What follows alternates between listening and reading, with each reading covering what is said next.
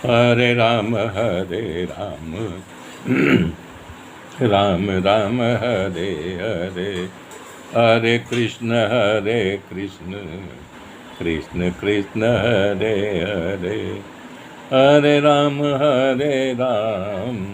राम राम हरे हरे, हरे कृष्ण कृष्ण कृष्ण हरे हरे। मेरे मित्रों, एक कथा बड़ी महत्वपूर्ण है। अंगिरस के यहाँ भृगु मुनि के पुत्र कवि और अंगिरस के पुत्र जीव दोनों के साथ बहुत छात्र वहाँ पढ़ते थे। और भृगु पुत्र बड़ा मेधावी था, उसकी दिव्य आत्मा थी और दिव्य शक्तियाँ लेकर के पैदा हुआ था, विलक्षण था। तो अंगिरस ऋषि जो है एक दिन परीक्षा लेने के लिए सारे शिष्यों के बैठाए, बोले पुत्रों, मैं कुछ प्रश्न लेके बैठा हूँ, उसका उत्तर देना है आप लोगों को। सबने बोला ठीक है गुरुदेव जी, आ गया। तो उन्होंने पहला प्रश्न किया, हवा से तेज गति किसकी होती है?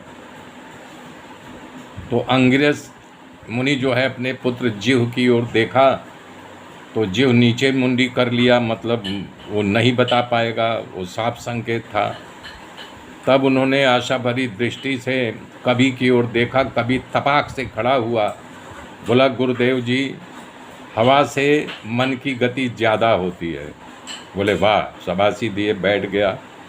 दूसरा प्रश्न फिर आशा भरी नज़रों से कि हमारा पुत्र बताएगा ये। बोले इस जगत को किसने ढक रखा है?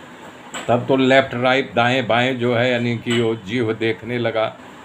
वो समझ गए कि यार ये तो इसको इस प्रश्न का भी उत्तर नहीं मालूम, इतना मैं ज्ञान दे रहा हूँ, परिश्रम कर रहा हूँ, लेकिन ये 0/0 है। अंदर अंदर रोष प्रकट हो रहा था, लेकिन उन्होंने चूँकि और शिष्य बैठे थे, कवि की ओर देखा। बोला इस जगत को अज्ञान ने ढक रखा है। बोले बाप रे बाप। तब फिर उन्होंने अपने पुत्र की ओर एक कुदृष्टि डाली। अंदर से भयानक गुस्सा प्रकट हो रहा था, जबकि ये गलत था।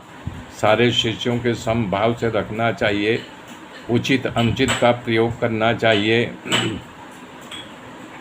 बोले शिष्यों, बोला इस जगत को अज्ञान ने ढक रखा है। बोले बाप रे बाप।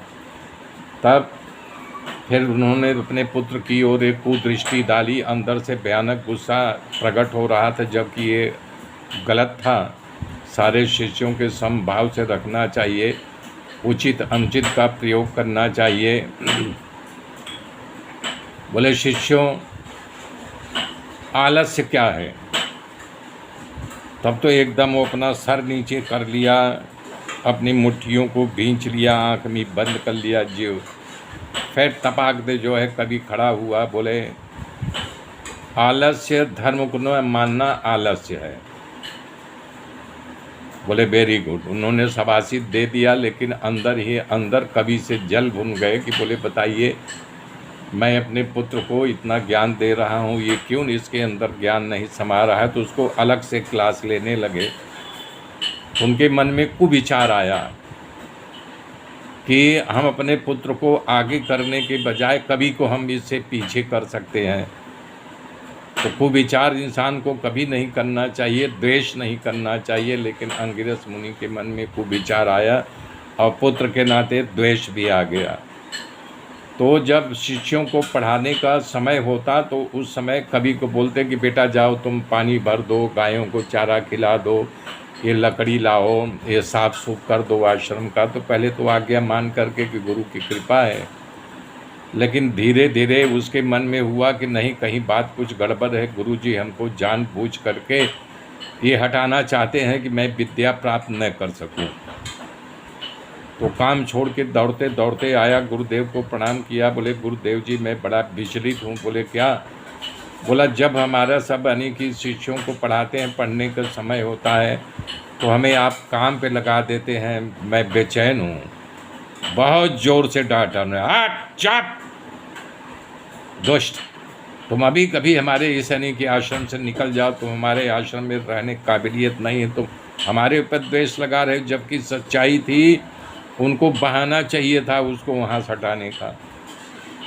अपना सामान बांधो, चले जाओ। बेचारा चुपचाप अपना सामान बांधा, अब क्या करे, कहाँ जाए, माता पिता क्या उत्तर दे। भृगु मुनि भी बड़े गुस्से वाले थे, तो वो गौतम ऋषि के आश्रम में चला गया और उनसे जो है विद्या प्राप्त करने लगा। आगे की गाथा कल जोड़ूंगा मेरे मित्रों, तब तक के लिए जय।